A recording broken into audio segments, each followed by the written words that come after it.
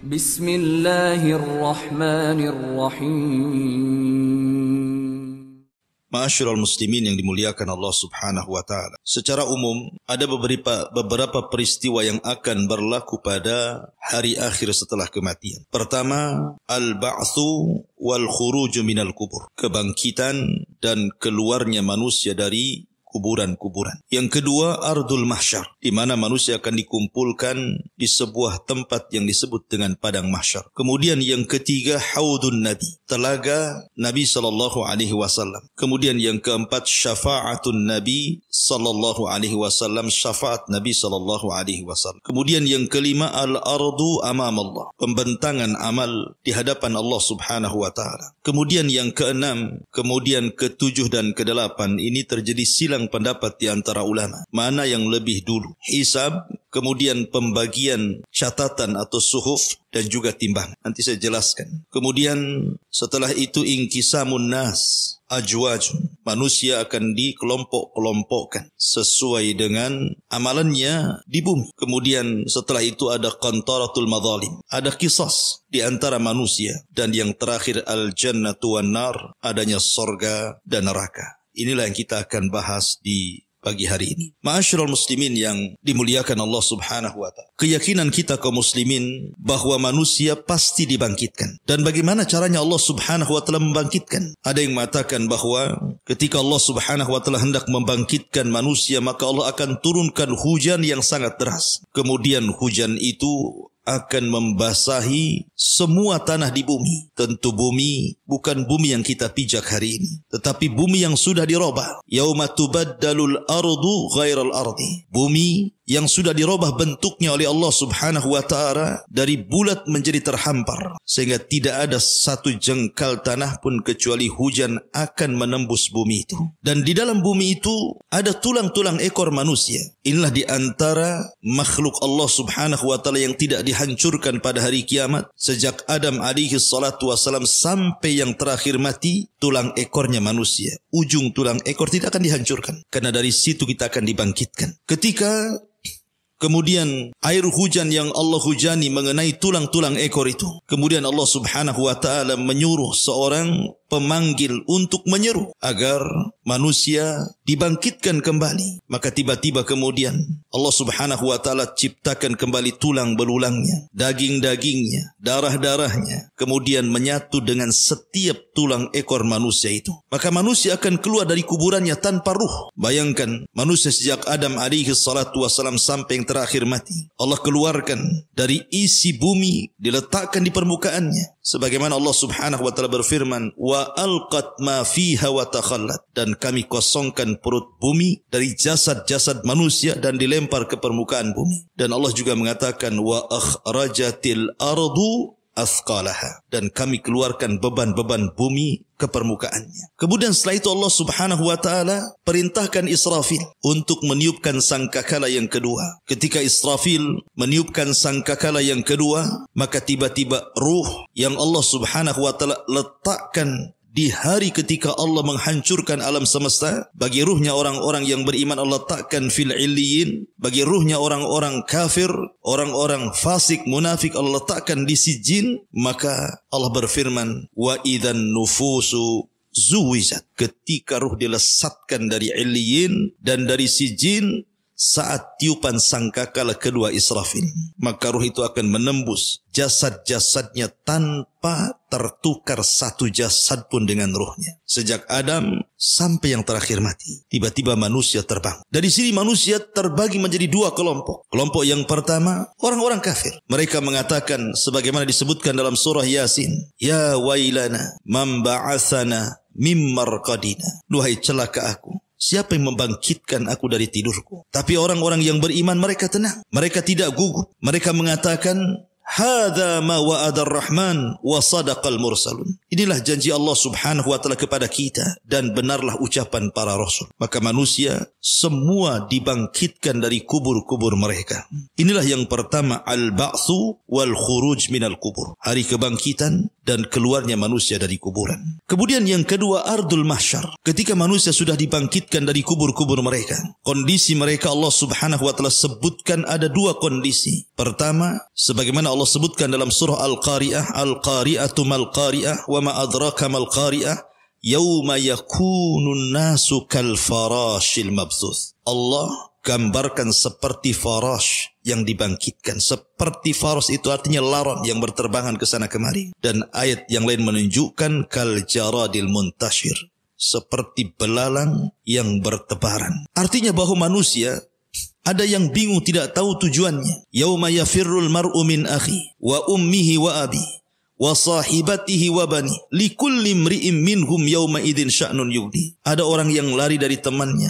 lari dari orang tua ayah ibunya, lari dari pasangan dan anak-anaknya, karena pada hari itu orang sibuk memikirkan diri sendiri. Tetapi ketika manusia kemudian dalam posisi tidak tentu arah, bagi orang-orang kafir tentunya, berbeda bagi orang-orang yang beriman, mereka terarah. Karena Allah Subhanahu wa taala berfirman, walladzina amanu wattaba'athum dzurriyyatuhum biimanin alhaqna bihim dzurriyyatuhum. Orang-orang yang beriman dan keimanannya ditularkan kepada keluarga besarnya, maka Allah Subhanahu wa taala akan kumpulkan mereka di padang mahsyar bersama keluarganya. Mereka tidak akan lari dari keluarganya. Itulah orang-orang yang beriman. Ma'asyiral muslimin yang dimuliakan Allah Subhanahu wa taala. Kemudian datanglah penyeru dari arah yang sudah ditentukan agar manusia yang lari ke sana kemari berkumpul di satu titik. Itulah yang disebut dengan ardul mahsyar yang kedua. Bumi di mana manusia akan dikumpulkan di situ. Maka dari mana-mana manusia, dari ujung barat, timur, selatan, dan dari mana-mana yang lari ke sana kemari akhirnya berkumpul di satu titik yang disebut dengan bumi mahsyar. Ma'asyiral muslimin yang dimuliakan Allah Azza wa Jalla. Disinilah manusia akan mengalami kesulitan hidup. Bagaimana tidak, matahari didekatkan 1 mil di atas kepala. Tidak ada makanan, tidak ada minuman. Keringat bercucuran. Ada yang tenggelam seluruh badannya dengan keringatnya. Ada yang tenggelam dengan keringatnya satu dada, satu pusar, satu lutut, sesuai dengan amalannya di dunia. Akan tetapi yang tersengat matahari itu hanya orang-orang kafir. Orang-orang yang beriman tidak akan tersengat matahari, karena ada naungan yang menaungi mereka. Sebagaimana Allah Subhanahu wa ta'ala terangkan bahwa orang-orang yang beriman itu fi dhilalin wa uyun. Mereka akan ada payung yang akan menahan sinar matahari langsung ke atas kepala mereka. Mereka dinaungi. Itulah orang-orang yang beriman. Mereka tidak akan kepanasan. Tidak seperti kepanasan orang-orang kafir, sehingga cucuran keringatnya sampai menenggelamkan mereka, sehingga kalau seandainya kapal dijalankan di atas keringatnya, maka kapal itu bisa berlalu. Ma'asyiral muslimin yang dimuliakan Allah Subhanahu wa taala. Saat manusia kehausan karena mereka dibangkitkan dari kubur-kubur mereka. Ibaratnya kita tertidur lama, kemudian kita dibangunkan, tentu yang pertama kali kita akan cari air. Karena kita haus. Coba saja Anda tidur 3 hari 4 hari kemudian terbangun. Pasti yang ditanya air. Maka peristiwa yang ketiga adalah haudun Nabi sallallahu alaihi wasallam. Telaga Nabi, dan setiap Nabi diberikan telaga, dan Nabi SAW diberikan telaga. Panjangnya perjalanan 1 bulan, lebarnya perjalanan 1 bulan, gelas ciduknya sejumlah bintang yang ada di langit. Air telaga Rasul warnanya putih, lebih putih dibandingkan susu, rasanya lebih manis dibandingkan madu. Orang yang minum dari telaga itu, kata Nabi SAW, man syariba minhu falam yadma abada. Orang yang minum dari telaga itu tidak mungkin haus selamanya. Ma'asyiral muslimin yang dimuliakan Allah Azza wa Jalla. Maka mulailah setiap umat mencari nabinya, dan Nabi SAW sudah menunggu di telaganya. Maka satu persatu umat Rasul dan umat-umat yang lain meminum dari telaga yang sudah Allah Subhanahu wa taala anugerahkan kepada setiap nabi, termasuk Rasul sallallahu alaihi wasallam. Dan yang pertama meminum telaga Rasul adalah ahlul Yaman dari kalangan Ansar, sahabat Nabi sallallahu alaihi wasallam. Kemudian disusul dengan muhajirin, kemudian disusul dengan orang-orang mulia setelahnya. Tetapi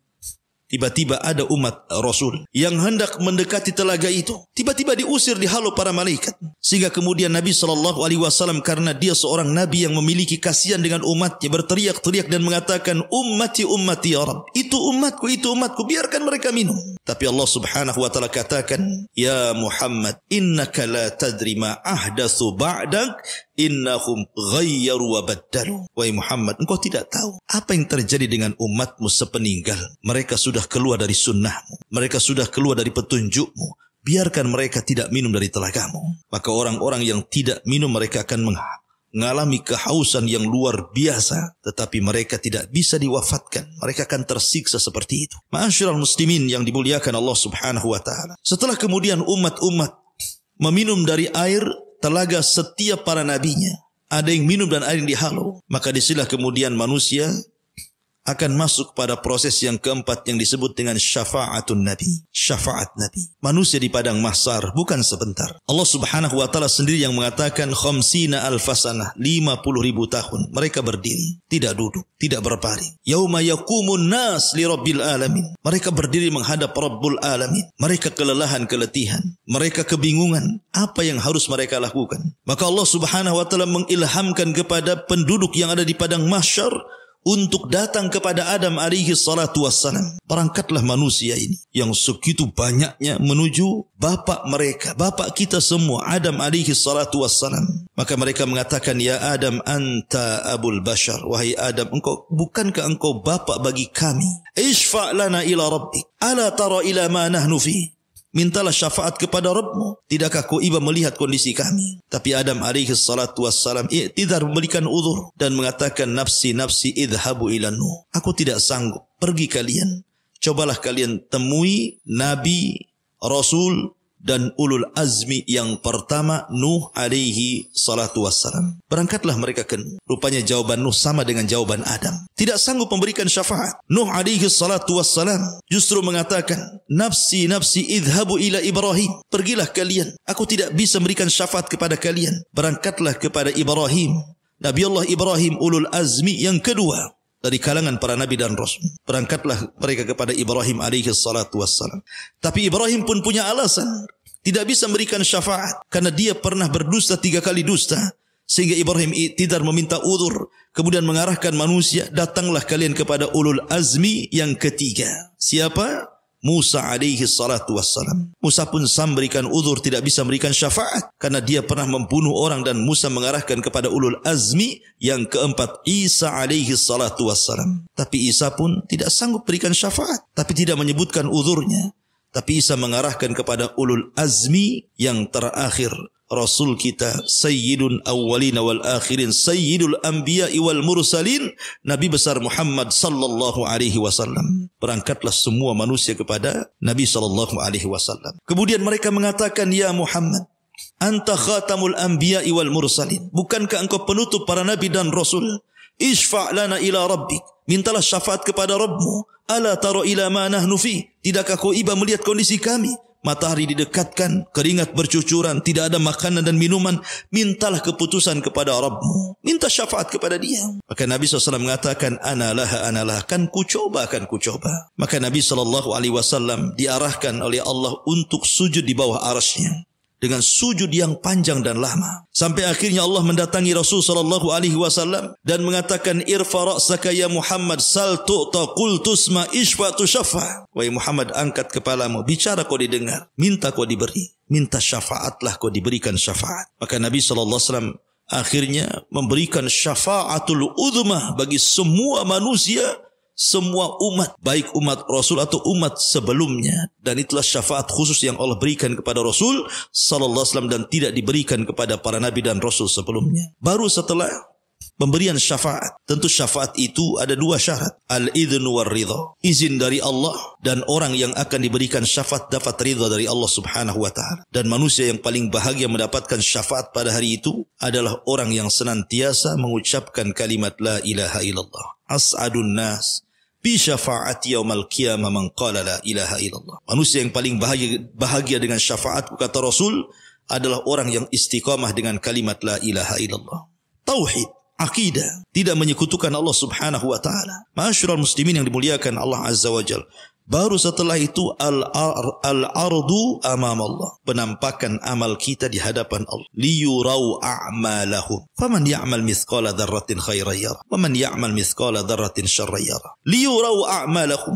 Allah akan memperlihatkan amalannya. Dan Allah Subhanahu wa ta'ala akan memanggil satu persatu manusia dan akan mengajak bicara dengan mereka. Anda jangan bayangkan bagaimana Allah Subhanahu wa ta'ala mengajak bicara satu persatu. Sementara manusia yang dibangkitkan sejak zaman Adam sampai yang terakhir itu jumlahnya entah berantah berapa. Yang jelas innallaha ala kulli syai'in qadir.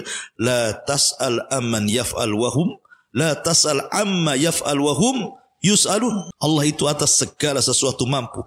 Jangan kau tanya perbuatan Allah. Allah lah yang bertanya perbuatan kalian. Allah mampu mengajak bicara satu persatu. Tetapi ada juga orang-orang yang ketika dibangkitkan tidak dilihat Allah, tidak diajak bicara Allah, tidak disucikan Allah subhanahu wa ta'ala, dan sudah disiapkan adab yang pedih, na'udzubillah. Karena memang kondisi orang-orang yang dibangkitkan itu berbagai macam. Di padang mahsyar ketika manusia dibangkitkan, ada yang dibangkitkan itu ketika dibangkitkan badannya sebesar semut di tengah-tengah manusia yang sangat besar sehingga dia harus terseok-seok menghindari kaki yang akan menginjaknya. Siapa mereka? Al-mutakabbirun, orang yang sombong di dunia merasa besar, di akhirat Allah kecilkan. Ada orang-orang yang kemudian berjalan terbalik, kakinya di atas, kepalanya di bawah. Bagaimana caranya? Innallaha ala kulli syai'in qadir. Ada orang yang dibangkitkan buta, sebagaimana Allah subhanahu wa ta'ala mengatakan, Rabbi lima hasyartani a'ma wa qad kuntu basira. Ya Rabb, kenapa kau bangkitkan aku buta sementara di dunia aku melihat? Orang buta, bayangkan, kesana kemari macam mana dia akan melangkah. Masyarul muslimin yang dimuliakan Allah subhanahu wa ta'ala. Dan macam-macam orang dibangkitkan itu tentunya disesuaikan dengan amalannya. Lah ketika Allah subhanahu wa ta'ala memanggil satu persatu mengajak dialog, disitulah Allah subhanahu wa ta'ala menampakkan amalannya. Dan hamba ini akan mengakuinya. Kalau dia kemudian tidak mengakuinya, akan datangkan saksi-saksi pada hari kiamat, sehingga dia tidak bisa mengelak dari amalan. Dan saksi-saksi itu begitu banyak. Nabi Allah subhanahu wa ta'ala berfirman, Yawma nakhtimu ala afwahihim wa tukallimuna aydihim wa tashhadu arjuluhum bima kanu ya'malun. Pada hari mulut terkunci, tangan bicara, kemudian kaki menjadi saksi. Bahkan kulit-kulit ini akan bersaksi kepada badannya. Sehingga kemudian badan protes kepada kulit dan mengatakan, lima syahidtum alaina. Hei kulit, kenapa kau jadi saksi untuk badanmu sendiri? Kata kulit, antakanallah, Allah yang buat aku bicara. Bukan hanya badan kita, bahkan bumi yang kita pijak akan menjadi saksi. Yauma idzin tuhadditsu akhbaraha bi anna rabbaka awhalaha. Pada hari itu bumi akan bersaksi, menceritakan kabar-kabar para penghuni di atasnya. Langit akan jadi saksi, lautan akan jadi saksi, para malaikat akan jadi saksi, dan sebesar-besar saksi adalah Allah subhanahu wa ta'ala. Siapa yang akan mengelak ketika kemudian amal kita ditampakkan di hadapan kita? Karena pada hari itu Allah subhanahu wa ta'ala berikan hafalan yang luar biasa untuk mencocokkan amalan yang ditampakkan dengan apa yang dilakukannya supaya tidak diingkari. Kita di dunia ini, 1 minggu kemarin kita ngomong apa, kita berbuat apa, kita terkadang lupa baru 1 minggu saja. Tetapi di akhirat tidak akan lupa. Allah kembalikan hafalnya sejak hukum taklif dia balik sampai dia mati. Sehingga ketika dia melihat amalannya, ya memang benar itu amalan dia. Karena di situ akan ada yang kemudian berdusta di hadapan Allah. Seperti Nabi SAW mengatakan, ada 3 orang yang dihadapkan kepada Allah subhanahu wa ta'ala. 3 orang ini awal man tusyu'ira bihin nar. Orang yang pertama disentuh api neraka. Pertama, seorang yang berjihad dan mati syahid. Ditampakkan amalan di dunianya. Bagaimana Allah berikan nikmat kepada dia, dan dia pun perang di jalan Allah sehingga mati syahid. Kemudian Allah mengatakan, Fima amilta fiha, apa yang sudah ku amalkan di bumi. Maka dia mengatakan, Ustushhidu fika, aku mati syahid karenamu ya Rabb. Maka Allah mengatakan, Kadzabta, dusta kamu. Kamu berperang, mati syahid, kamu hanya supaya orang-orang mengatakan kau ini pahlawan saja. Maka Allah perintahkan malaikat masukkan orang ini ke neraka. Kemudian didatangkan orang-orang yang pakar Quran. Selama di dunia dia mengajar Quran, diundang ke sana kemari untuk mengaji Al-Quran dengan suara yang indah. Kemudian dia meninggal, Allah pun panggil orang ini, kemudian ditampakkan amalan di dunianya. Kemudian dia pun mengenali dan mengakuinya. Dan Allah mengatakan, Fima amilta fiha. Lalu apa yang kau lakukan di dunia? Dia pun mengatakan, Ya Rabb, aku membaca Quran karenamu. Aku diundang membaca Quran di sini dan di situ karenamu. Maka Allah mengatakan, Kadzabta, dusta kamu. Dusta kamu. Kau membaca Quran supaya orang mengatakan kau seorang qari. Ya. Kemudian datangkan ahli sedekah. Ahli sedekah didatangkan. Kemudian dia mengatakan ketika diperlihatkan amalannya, dia menyumbang masjid, menyumbang madrasah, fuqara wal masakin, anak yatim, orang yang berhajat dan membutuhkan. Tidak ada tempat yang perlu disedekahkan, disedekahkan. Dan dia mengenali dan mengakuinya. Kemudian dia mengatakan, Allah berfirman, Fima amilta fiha. Apa yang kau amalkan? Dia mengatakan, Tasaddaqtu fika, aku bersedekah karenamu ya Rabb. Allah mengatakan, Kadzabta, dusta kamu. Kau bersedekah supaya orang-orang menganggap kau ini dermawan. Artinya bahwa ada orang-orang yang berdusta di hadapan Allah. Tapi bagaimana Allah kemudian disamakan dengan makhluk? Anda bisa berdusta di hadapan makhluk di bumi, tapi tidak mungkin Anda berdusta di hadapan Allah subhanahu wa ta'ala. La takhfa alaihim khafiyah. Allah tidak mungkin terhalangi apapun yang menghalangi kita.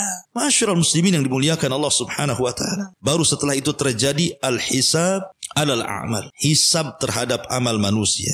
Kemudian qiraatul kitab, kita disuruh membaca kitab, catatan, dan mengambilnya. Sehingga ada yang mengambil dengan tangan kanan, tangan kiri, dan di belakang punggungnya. Termasuk kemudian mizan, timbangan. Saya katakan tadi terjadi silang pendapat. Sebelum saya jelaskan, terjadi silang pendapat di antara tiga perkara ini. Al-Imam Ibnu Taimiyah rahimahullahu ta'ala mengatakan bahwa tiga perkara ini mana yang lebih dahulu, hisab ataukah timbangan, ataukah pembagian suhuf catatan. Syekhul Islam Ibnu Taimiyah rahimahullah ta'ala mengatakan bahwa yang pertama timbangan dulu, kemudian yang kedua pembagian suhuf catatan, kemudian yang ketiga baru terjadi hisab. Kemudian pendapat yang kedua sebagaimana nukilkan dari Imam Ibnu Qudamah rahimahullah ta'ala, bahwa yang pertama adalah hisab dulu, yang kedua baru timbangan, yang ketiga baru pengambilan suhuf catatan. Kemudian pendapat yang ketiga ini Imam Safarini mengatakan bahwa yang pertama pembagian suhuf dulu, baru kemudian hisab, baru kemudian timbangan. Wallahu a'lam.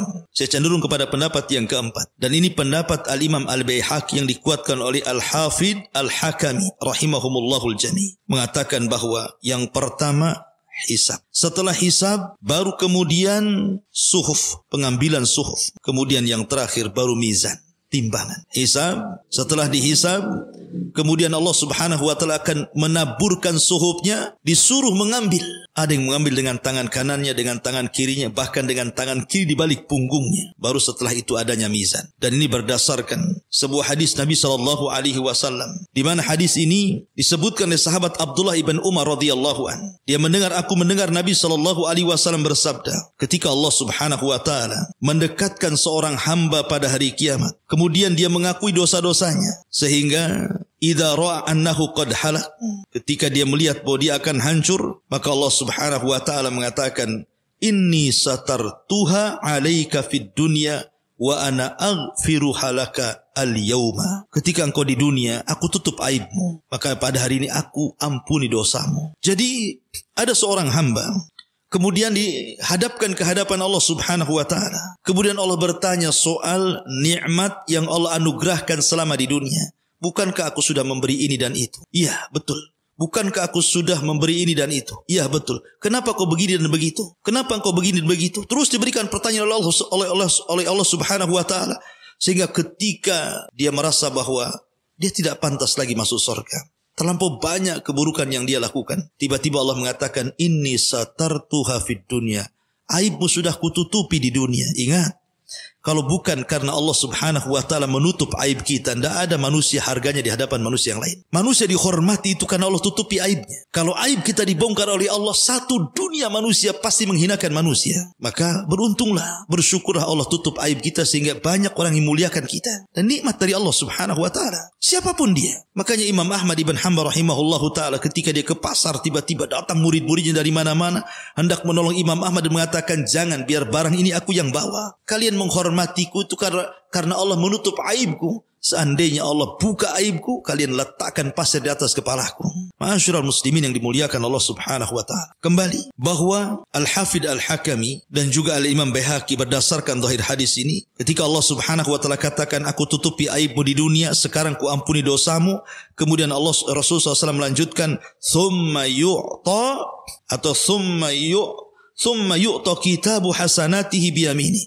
Kemudian diberikan padanya catatan kitabnya dengan tangan kanannya. Adapun orang kafir dengan tangan kirinya. Dari sini Allah Subhanahu wa taala katakan, wa man adlam mimman iftara 'ala Allahi kadhiba ulaika yu'raduna 'ala rabbihim wa yaqulul ashhad haula'i alladhina kadzabu 'ala rabbihim 'ala la'natullah 'ala zalimin. Dan siapakah yang lebih zalim dari orang-orang yang mengada-adakan sebuah kebohongan terhadap Allah? Mereka itu akan dihadapkan kepada Allah dan para saksi akan berkata, orang-orang inilah yang telah berbohong terhadap Tuhan mereka. Ingatlah laknat Allah ditimpakan kepada orang-orang zalim. Dari zahir hadis ini maka sangat cocok dengan pendapat Al-Imam Al-Baihaqi yang dikuatkan Al-Hafidh Al-Hakami, bahwa proses antara hisab, mizan dan suhuf itu diawali dengan hisab dulu, baru pembagian catatan, baru kemudian terjadi mizan. Bicara tentang hisab, ma'asyiral muslimin yang dimuliakan Allah Azza wa Jalla. Ada orang-orang yang Allah Subhanahu wa taala berikan anugerah mereka tidak dihisab. Seperti ketika Nabi sallallahu alaihi wasallam bicara tentang 70.000 orang yang masuk surga tanpa hisab dan azab. Kemudian Nabi sallallahu alaihi wasallam menceritakan siapa mereka. Kata Nabi sallallahu alaihi wasallam, alladzina la yastarqun wa la yaqtaun wa la yatatayyarun wa ala rabbihim yatawakkalun. Orang yang tidak minta ruqyah, orang yang tidak minta diobati dengan besi panas, orang yang senantiasa tidak tatayur, menganggap sial dan untung itu kepada selain Allah, dan orang yang menambatkan hati bertawakal kepada Allah. Mereka lah sifat-sifat ini kalau terkumpul pada seorang hamba, maka orang ini akan masuk surga tanpa hisab dan azab. Dalam sebuah hadis yang lain, Nabi SAW bersabda, "Idza kana yaumul qiyamah, amara Allahu munadiyan yunadi." Apabila datang hari kiamat, maka Allah panggil penyeru untuk menyeru. Apa seruannya? Seruannya, "Man kana lahu 'ala Allah ajrun." Barang siapa yang punya pahala di sisi Allah, berdirilah kalian. Kemudian berdiri orang-orang yang ketika di dunia suka memaafkan, mudah memaafkan. Faman 'afa wa aslaha fa ajruhu 'ala Allah. Karena Allah mengatakan barang siapa yang suka memaafkan, suka mengislah, maka pahalanya akan diberikan kepada Allah. Maka orang yang suka memaafkan dan suka islah, maka mereka akan masuk surga tanpa hisab dan adab. Kemudian orang yang kedua, Nabi SAW menjelaskan, kemudian penyeru akan mengatakan, siapa yang punya pahala di sisi Allah Subhanahu wa taala, falyakum, berdirilah. Maka kemudian berdirilah orang yang kedua. Kemudian dikatakan kepadanya bahwa dia sudah melakukan ini dan itu. Dalam riwayat, mereka adalah orang-orang yang mati syahid. Maka orang-orang yang mati syahid, mereka punya pahala di sisi Allah Subhanahu wa taala. Maka dikatakan kepada orang-orang yang mati syahid, masuklah kalian ke dalam surga tanpa hisab dan azab. Kemudian juga penyeru menyerukan lagi, siapa yang punya pahala di sisi Allah Subhanahu wa taala, faliyakum, berdirilah. Kemudian berdirilah orang-orang yang memiliki sifat ini, sifat itu, dan begitu seterusnya. Akhirnya kemudian orang-orang ini dimasukkan tanpa hisab dan tanpa adab, direct masuk surga. Sebagian para ulama ketika menyebutkan amalan-amalan yang mendatangkan seseorang sehingga ketika dia masuk surga tanpa dihisab dan diadab, di antara amalannya adalah amalan-amalan pertama, orang-orang yang istiqomah. Yang kedua, orang-orang yang punya akhlak yang indah. Yang ketiga, orang-orang yang senantiasa menjaga kewajiban-kewajiban Allah. Kemudian yang keempat, orang yang ittiba'us sunan, senantiasa mengikuti sunnah Nabi. Kemudian yang kelima, al-qiyam bi a'malil ukhra. Dia berusaha untuk beramal dalam rangka untuk orang lain. Kebaikannya diberikan kepada orang lain. Karena orang yang paling manfaatlah anfa'uhum linnas, orang yang manfaat bagi orang lain. Dan begitu seterusnya, termasuk orang yang menjalankan perintah, menjauhi larangan, kemudian sungguh-sungguh dalam beramal saleh, kemudian menjauhi larangan-larangan Allah Subhanahu wa taala. Maka amalan-amalan ini, kata para ulama, salah satu penyebab orang akan dibebaskan dari hisab dan adab. Jadi yang pertama ada hisab, maksudnya ada orang-orang yang tidak dihisab. Yang kedua, orang-orang kafir, mereka dihisab, tetapi bukan dihisab amalannya. Karena orang kafir tidak punya amalan, apa yang mau dihisab? Allah Subhanahu wa taala mengatakan, a'maluhum karomadin istaddat bihirrih. Amal mereka bagaikan debu yang dihempas angin sehingga habis. Lalu apa yang dihisab? Amalan kebaikan yang enggak ada. Ulama mengatakan mereka tetap dihisab, tetapi bukan dihisab amalnya. Karena orang-orang kafir, orang musyrik tidak punya amalan. Lain asyrakta la yahbatanna amaluka wa la takunanna minal khasirin. Kalau engkau melakukan kesyirikan, habis, lebur semua amalanmu, dan kau termasuk orang-orang yang merugi. Maksud hisab bagi orang kafir hanyalah hisab takrir, hisab pengakuan kekufuran mereka. Bukankah kau sudah berzina ya? Bukankah kau sudah minum khamr ya? Bukankah kau sudah begini. Semua maksiat disebutkan dan dia mengiyahkan semuanya. Itulah hisabnya bagi orang-orang kafir. Hisab takrir, formalitas. Karena mereka tidak akan masuk surga. Ya. Kemudian bagi orang yang beriman, hisabnya dua. Ada hisaban yasira, memang mudah. Ada hisaban asira, hisab yang sulit. Apa bedanya hisab mudah dan hisab sulit? Kalau hisab itu mudah, ini disebut dengan hisabul ardi. Di mana seseorang mukmin ketika dihadapkan kepada Allah, dia tidak dituntut menjawab pertanyaan. Dia hanya disuruh mendengarkan. Ketika Allah Subhanahu wa taala menyebutkan pahala dan dosanya di bumi, dia mendengarkan semuanya. Ya. Dia mengakui, tapi dia tidak dituntut untuk menjawab. Maka ini hisaban yasira, hisabnya mudah. Tapi yang kedua dituntut menjawab. Bukankah aku sudah begini dan begitu? Kemudian dia menjawab. Bukankah aku sudah begini dan begitu? Kemudian dia menjawab. Kalau terjadi dialog ketika hisab, Maka Rasul mengatakan man nukisha fil hisab udzib. Siapa yang terjadi perdebatan antara Allah dan hambanya ketika dihisab, pasti akan diazab orang ini. Itulah isaban asira, isab yang sulit sekali. Ya. Dan manusia sekali lagi harus tinggal di padang mahsyar itu 50.000 tahun. Apakah semua manusia tinggal 50.000 tahun? Tidak. 50.000 tahun itu hanya berlaku kepada orang-orang kafir saja. Orang yang beriman tidak akan lama hisabnya. Nabi SAW hanya menyebutkan hisabnya bagi umat Rasul, dan umat Rasulullah orang yang pertama dihisab. Kata Nabi SAW, nahnul awwalun, nahnul akhirun, al-awwalun. Kita umat yang terakhir, tapi orang yang pertama dihisab. Dan hisabnya umat Islam cepat. Ma'ruf, sesuai dengan akal, karena memang usia umat kita tidak panjang. Hanya sekitar 60-70 tahun saja. Sehingga tidak banyak yang dipertanggungjawabkan. Berbeda dengan umat dulu yang panjang-panjang. Amalannya juga banyak, maksiatnya juga banyak. Sehingga lama pula hisabnya bagi mereka. Tapi hisabnya bagi umat Islam, umat Rasul yang beriman, hanya separuh hari saja. Tapi jangan sangka separuh hari itu sebentar. Karena separuh hari akhirat berbeda dengan separuh hari di dunia. Kalau separuh hari di dunia ba'da duhur sampai terbenam matahari separuh hari. Tapi satu hari kehidupan akhirat, kata Allah Subhanahu wa taala, inna yauman inda rabbika ka'alfi sanatin mimma ta'uddun. Satu hari kehidupan akhirat bila dibandingkan dengan kehidupan dunia, lamanya sama dengan 1000 tahun. Artinya separuh hari itu 500 tahun. Makanya ada hadis yang mengatakan orang-orang fakir yang beriman akan masuk dulu ke sorga, sementara orang kaya akan masuk sorga belakangan setelah setengah hari dari orang-orang fakir yang beriman. Karena ya, orang kaya banyak hisabnya. Min aina iktasabahu wa fima anfaq. Dari mana kau dapati harta itu, kemana kau belanjakan. Ma'asyiral muslimin yang dimuliakan Allah Subhanahu wa ta'ala. Baru setelah proses hisab, baru tatayyurus suhuf, di mana suhuf diterbangkan. Faman utiya kitabahu biyamini fasawfa yuhasabu hisaban yasira. Ketika dia mendapatkan catatan dengan tangan kanannya, maka dia akan diperiksa dengan periksa yang mudah oleh Allah Azza wa Jalla. Hisab yang mudah. Tapi fa'amman utiya wara'a dhahri, dalam ayat yang lain utiya bishimali.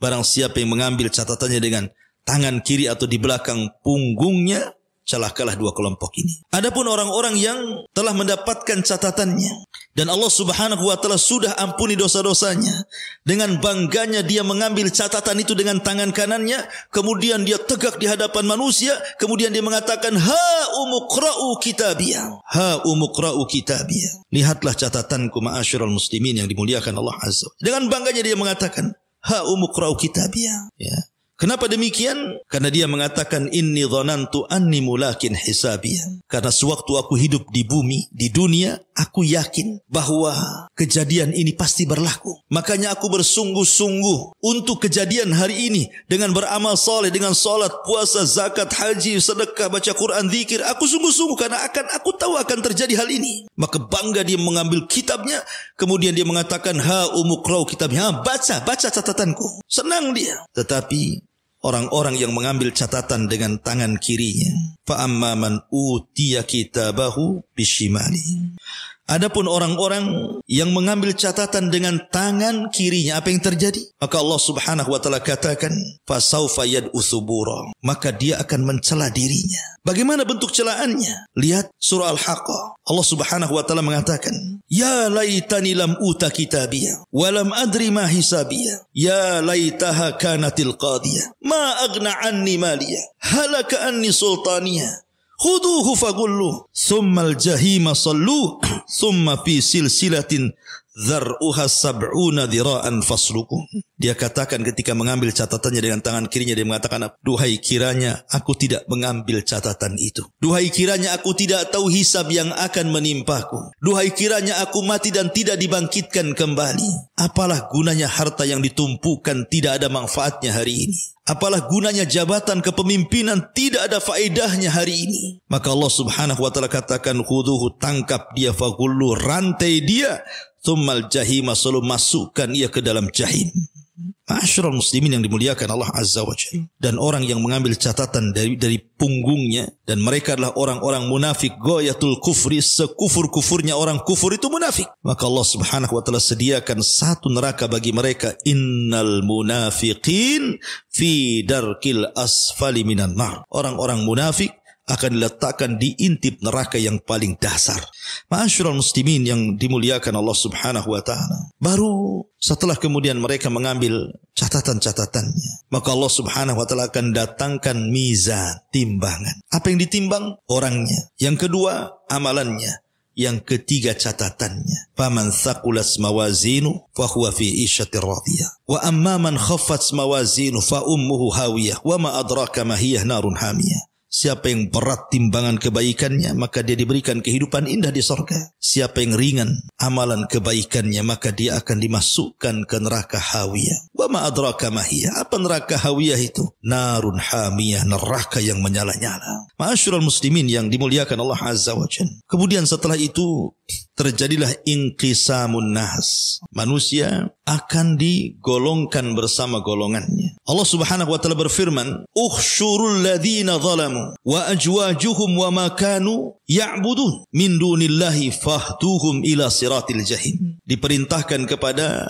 para malaikat, kumpulkanlah manusia-manusia yang zalim itu beserta teman-teman sejawat mereka dan apa yang dahulu telah mereka sembah selain daripada Allah, lalu tunjukkanlah kepada mereka kemana jalan neraka. Jadi Allah Subhanahu wa taala setelah melakukan proses hisab, kemudian pembagian catatan, kemudian terjadi timbangan, kemudian sudah diketahui mana yang mengambil catatan dengan tangan kanan atau tangan kirinya, mana timbangan yang berat kebaikannya ataukah keburukannya, maka manusia akan digolongkan bersama sesembahan mereka. Bagi nyembah batu dikumpulkan dengan batunya, bagi nyembah pohon dikumpulkan dengan pohonnya, bagi nyembah iblis dikumpulkan dengan iblisnya, dan begitu seterusnya. Kemudian Allah mengatakan fahduhum ila siratil jahim. Kasih tahu alamat ke neraka. Kasih tahu orang-orang ini ke alamat ke neraka.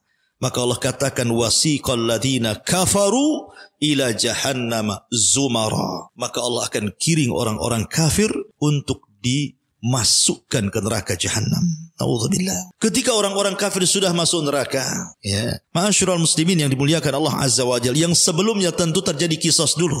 Sebelum mereka dimasukkan ke dalam neraka, di sini akan terjadi qisas. Qisas antara orang yang beriman dengan orang kafir. Boleh jadi ada orang beriman menipu orang kafir, atau sebaliknya orang kafir menipu orang yang beriman. Qisas bagi orang kafir yang menipu orang beriman untuk memberatkan siksa dia di akhirat. Qisas bagi orang yang beriman yang mendolimi orang kafir mengurangi pahalanya, sehingga boleh jadi dia tidak selamat atau selamat kalau masih sisa pahalanya. Dan itu terjadi sebelum mereka menyeberang titian siratal mustaqim. Ma'asyiral muslimin yang dimuliakan Allah Azza wa Jalla. Sampai Abdullah bin Abbas radhiyallahu anhuma mengatakan, bagaimana bentuk kisahnya? Kalau seandainya dia membunuh manusia, maka yang dibunuh akan datang kepada Allah, tangan kirinya membawa kepalanya, tangan kanannya menyeret orang yang membunuhnya, kemudian dia akan mengatakan, "Ya Rabb, sal hadza lima qatalan." Ya Rabb, tanya orang ini kenapa dia sampai membunuhku.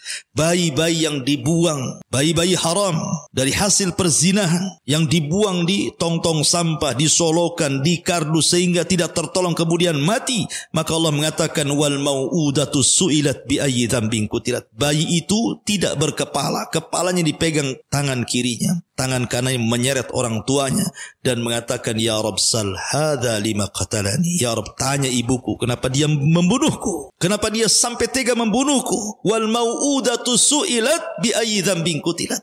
Bayi-bayi itu akan bicara, atas dosa apakah aku bunuh, katanya. Ya, terjadi kisah di sini.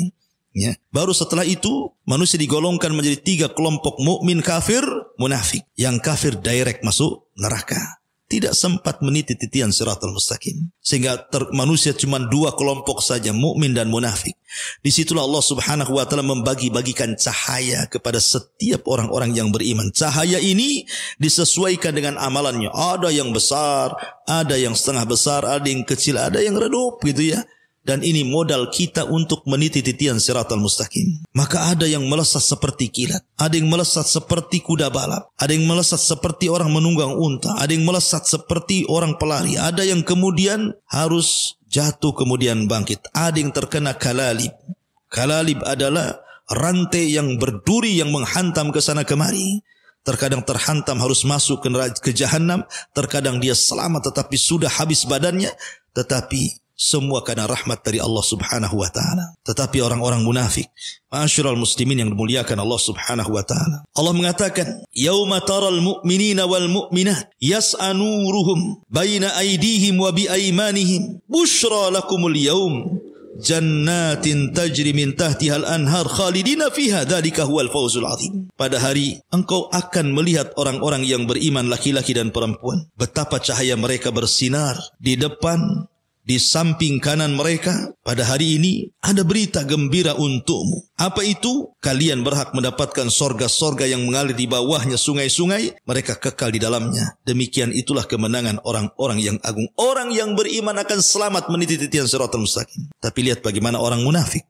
Allah gambarkan, yauma yaqulul munafiquna wal munafiqat lilladzina amanu dzuruna naktabis min nurikum qila irji'u wara'akum faltamisu nuran faduriba bainahum bisurin lahu bab batinuhu fihi rahmah wa zahiruhu min qibalihil adzab. Pada hari orang-orang munafik laki-laki dan perempuan berkata kepada orang-orang yang beriman, tunggulah kami, kami ingin mengambil cahaya kalian. Tetapi orang-orang yang beriman mengatakan, kembalilah kalian ke belakang kalian, carilah cahaya sendiri untuk kalian. Lalu di antara mereka dipasangkan dinding pemisah yang berpintu, di sebelah dalamnya adalah rahmat dan di luarnya azab Allah Subhanahu wa taala. Orang-orang munafik hendak menipu ketika berjalan di titian siratal mustaqim. Ya, mereka bisa menipu Allah dan orang yang beriman ketika di dunia, tapi di akhirat mereka tidak bisa menipu Allah dan orang-orang yang beriman. Ma'asyiral muslimin yang dimuliakan Allah Azza wa Jalla. Baru setelah manusia meniti titian siratal mustaqim, sampailah mereka di kontorah. Rupanya di sini ada kisos lagi, tetapi kisos di antara orang-orang yang beriman. Inilah yang disabdakan Nabi SAW tentang hadis muflis. Tahukah kamu siapa yang bangkrut, kata Rasul? Sahabat mengatakan, orang yang gulung tikar usahanya, orang yang tidak punya dinar, tidak punya dirham, itulah bangkrut. Kata Rasul, bukan itu. Tetapi orang yang bangkrut, man ata yaumal qiyamah bi salatin wa sadaqatin wa siyamin wa hajjin wa ibadatin. Orang yang datang pada hari kiamat membawa pahala solat, pahala haji, pahala puasa, pahala sedekah dan banyak pahala ibadah. Tapi di satu sisi dia mendolimi si fulan, mencaci maki si fulan, membunuh si fulan, mengini si fulan, mengitu si fulan. Maka terjadilah kisas untuk mendapatkan keadilan. Dulu kamu mendolimi saya, ya, mana pahalamu? Maka kemudian orang yang mendolimi akan diambil pahalanya oleh orang yang didolimi. Ketika dia banyak mendolimi orang sehingga pahalanya habis dibagi-bagikan kepada orang tersebut, habis, dia tidak punya pahala lagi. Sementara orang yang didolimi masih banyak. Maka orang-orang ini akan mengatakan, mana pahalamu? Dia mengatakan, pahalaku sudah habis. Terlampau banyak orang yang kudolimi. Kalau kau tidak punya pahala sebagai barter, aku punya dosa. Ambillah dosaku untukmu. Inilah bangkrut. Bahasa kita kalau pedagang itu sudah hilang modalnya, banyak hutangnya, sudah hilang pahalanya, nanggung dosa orang. Itulah orang bangkrut. Maka ketika orang ini kemudian bangkrut, yang harusnya satu jengkal lagi dia masuk sorga, tiba-tiba tidak bisa masuk sorga. Makanya Nabi SAW mengatakan, ada seseorang antara dia dengan sorga tinggal satu hasta, tinggal melangkah saja. Tapi Allah takdirkan dia beramal dengan amalan penduduk neraka, Allah catat pula menjadi penduduk neraka. Ya. Ma'asyiral muslimin yang dimuliakan Allah Azza wa Jalla. Kenapa terjadi kisas di depan sorga, di depan pintu sorga, kontor, supaya ketika orang yang masuk ke dalam sorga itu, wa naza'na ma fi sudurihim min ghillin ikhwana, kami cabut di dada-dada para penghuni sorga itu kedengkian, karena sudah puas dengan keadilan. Di dunia, walaupun mengikuti syariat Islam, belum tentu ada rasa keadilan, apalagi tidak mengikuti syariat Islam. Contoh, seseorang membunuh, kemudian keluarga korban minta dikisos dibunuh. Apakah keluarga korban puas? Tidak. Banyak yang tidak puas walaupun sama-sama dibunuh. Karena terkadang ya wajar saja dia yang membunuh preman, tapi yang dibunuh keluarga saya ini orang yang menopang kehidupan keluarga. Tanpa dia siapa yang memberi makan kami? Walaupun sudah sama-sama dibunuh, kisos nih, keadilan belum ada. Ya. Itu yang ikut syariat Islam kan. Secara hati itu kayaknya kurang puas. Tetapi di akhirat diulang lagi kisos itu. Ya. Di dunia sudah kisos, diulang lagi. Supaya apa? supaya hati-hati kedengkian, kebencian, dendam itu hilang semuanya sehingga masuk surga betul-betul menjadi satu hati. Tidak ada dengki, tidak ada hasad, tidak ada dendam, tidak ada emosi. Karena di surga itu semua salam, semua salam, semua selamat. Selamat lisannya, selamat hatinya, selamat perbuatannya, semua selamat. Maka ini disebut Darussalam, ya. Darussalam. Fisik manusia selamat. Tidak kencing, tidak berak, tidak meludah, tidak ada dahak, tidak bau. Perempuannya tidak haid, tidak ada nifas. Mereka makan, minum, dikeluarkan dengan keringatnya. Semua selamat. Selamat fisiknya, selamat akhlaknya, selamat lisannya, selamat matanya, selamat. Semua selamat. Itulah surga. Dari sini menunjukkan bahwa inilah di antara tartib peristiwa-peristiwa yang akan berlaku setelah kematian. Mudah-mudahan menjadi ibrah bagi kita semuanya.